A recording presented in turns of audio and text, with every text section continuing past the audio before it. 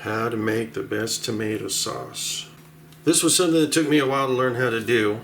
There was a lot of mistakes made, and I finally learned the secret. So pay attention and you're going to learn something here. So I've got a bunch of garlic, and I like garlic, so I'm adding a considerable amount, generally speaking, for the amount of pasta that I'm making. That would be good enough, but I'm going to add a little bit extra.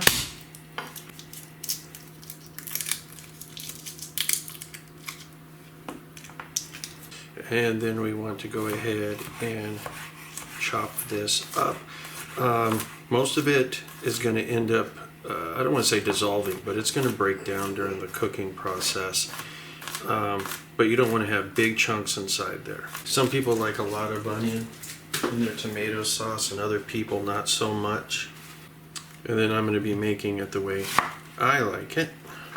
And these onions are going to end up, once again, also kind of breaking down. And then just like the garlic, we want to have a decent dice to this. But as mentioned previously, it's going to end up breaking down. This is not one of your 30-minute pasta sauces or anything like that. This is something that you want to cook earlier in the day. Because it really, if you want it to be really flavorful and rich, and one that everybody will remember, you got to cook it for a long time. I go a little heavy on the onion. I go a little heavy on the garlic.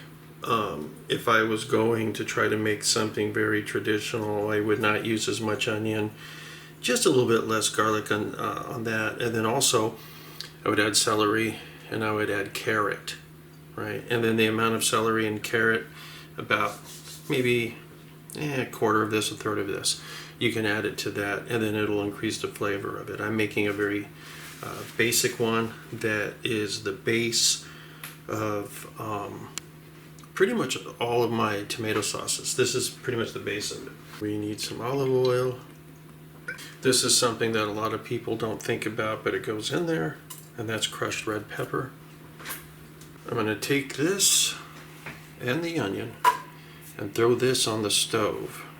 And then one of the things that you have to remember when you're cooking is that it's more chemistry than it is Legos, right? In other words, it's kind of like every little thing that you put inside there is going to end up having an impact on it. The temperature that you cook it, it's going to have an impact. The time that you cook it, all of those little things like that have an impact. It's not like Legos where you just put them together and it's always the same. It doesn't work that way. Alright, so we have this on a medium-low heat, and at this point we want to add some black pepper. And freshly ground pepper tastes better than the stuff that's already been ground and has been sitting in a can for 10 years. Okay, there's a lot of oils and aromatics and different things like that that are inside the peppercorns, and when you crush them, well, they get released. If you end up crushing it and then you let it set, they will dissipate and it loses its flavor. You might think there's a lot of pepper. It really isn't. Okay, you're gonna see why. Now we're gonna add just a touch of salt,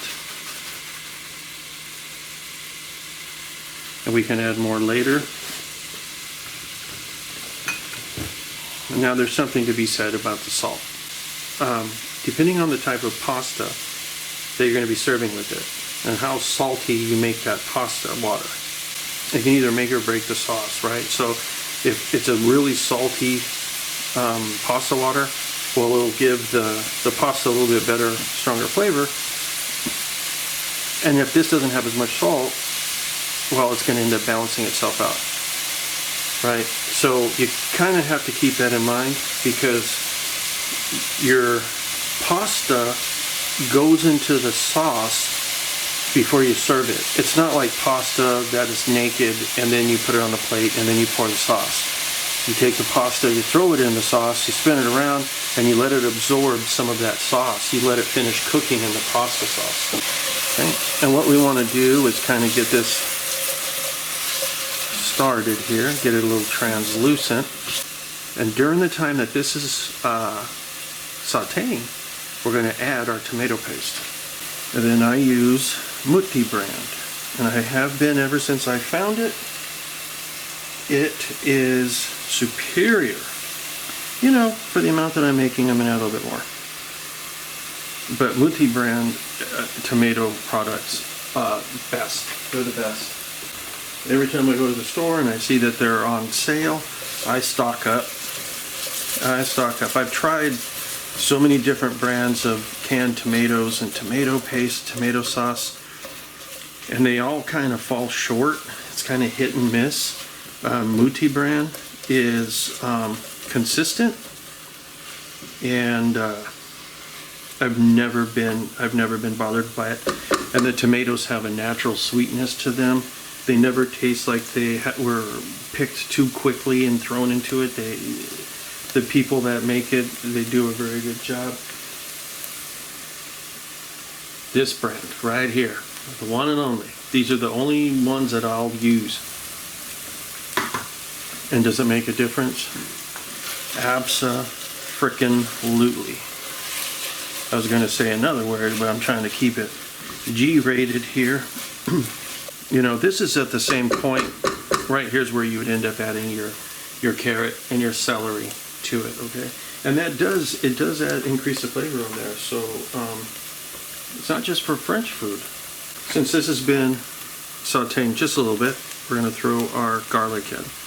And the reason why we don't throw it in immediately is because we do not want our garlic to burn. If that fire is too hot, if that pan is too hot, you're going to burn your garlic, and that does not taste good. Right? Slow and steady wins the race, and that is really going to end up being the backbone of this tomato sauce. Slow and steady wins the race. Now, if you wanted to make a meat sauce, if you wanted to have some meat flavor to this, you could end up throwing your sausage in there, or your pork, or your whatever you're going to use. Beef, it doesn't make a difference, right? You throw it inside there, and then you let it brown up real good. And then it extracts some of those flavors, it takes some of that fat out of there, and then that could also be inside here. If you so desired, this is going to be a simple tomato sauce. Then there's the question of seasoning, right? Oregano or no oregano? Well, it's up to you. Now, traditionally, oregano doesn't really go in it. Okay, that's more of something that you would put in like a pizza sauce, but I do add a little bit. Okay, now these are whole peeled, and what I'll do is I will take them, squeeze them in the can to the best of my ability, and then allow them to fall out here. The reason why you squeeze in the can, because if not, you're going to wear the tomato. But I like chunky tomato sauce. Right? It's not a pomodoro or nothing like that. And if you want to, you could add chicken broth to this. We're not going crazy. We are not going crazy because we're just doing a basic tomato sauce today. Now let's say you didn't follow my advice and you didn't use Mutti brand. Okay, well, it might be a little acidic. And if it is a little acidic, there's a couple of things you can do. You allow it to cook a little while longer, which the way that I cook it is going to be long enough, trust me. You can let it cook a little bit longer, and that can help with the acidity a little bit. But another thing you can do is add a little bit of sugar. Okay, and what we're going to do is we're just going to stir this up a little bit. And we want to bring this up to temperature, but we're going to add our initial thing of spices and herbs. I am going to add some dry oregano to it. Okay, that is not really too traditional, but it does add a little something to it. I'm going to be adding basil twice. Okay, so the first one is going to be dry basil. Both of these are going to end up permeating the tomato sauce, and it's going to end up giving it that nice herbal flavor. Later on, we're going to add fresh basil to this, right? It's almost like brewing beer. When you add hops at the beginning, then you add hops later. I'm going to add a little bit more black pepper. And we can tell by the way that this is bubbling, the temperature is too high. So we're going to turn down a little bit. We want it to simmer. We're going to stir everything up. We want to get this to a simmer, then put the lid on it, and then forget that you ever started it. Okay, because it needs to sit at a very low simmer for hours and hours and hours. And right now, it's really too early to taste for anything. Right, so hold up on that. Okay, maybe in about 20 minutes we can try tasting for something. So when we see that kind of bubbling, we throw the lid on it, and then we turn this down to the lowest setting so it maintains a low simmer, right? Where we don't want this to be boiling. We just want this to be nice and hot. So everything will end up breaking down, infusing, and becoming happy. So let's turn that all the way down, and we're going to forget about it, and we'll check on it, I don't know, in about an hour. Okay, so I've got some fresh basil here, and if you want, you can just throw it in whole like this. Generally, I'll kind of like roll it up a little bit and slice it up kind of like this. We're going to throw that in there, and the sauce has been cooking for probably 2.5, maybe 3 hours. Okay, and then we want to taste it and see where it's at as far as its salt content, its sweetness, or I should say acidity, and just kind of start doctoring it where we need to have it doctored.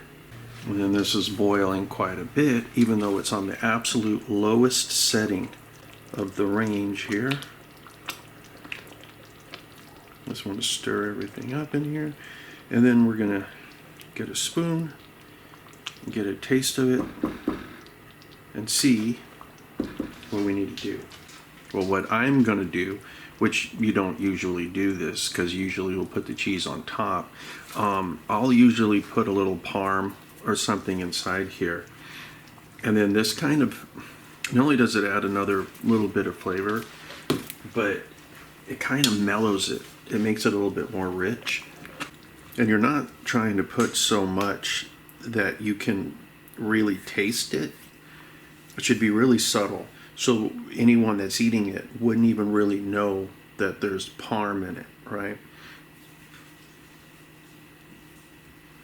There's all sorts of little things you can add to this to increase the flavor and the richness of it.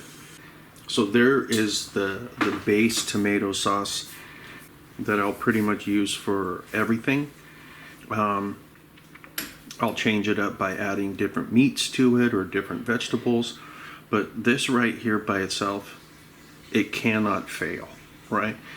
As long as you get good tomatoes and you give it a lot of time.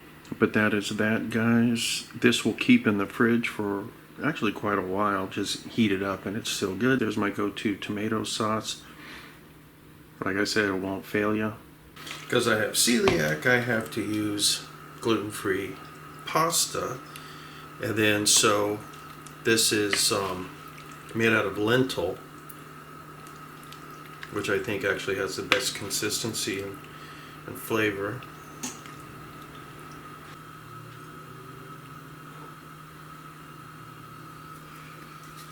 And we're good.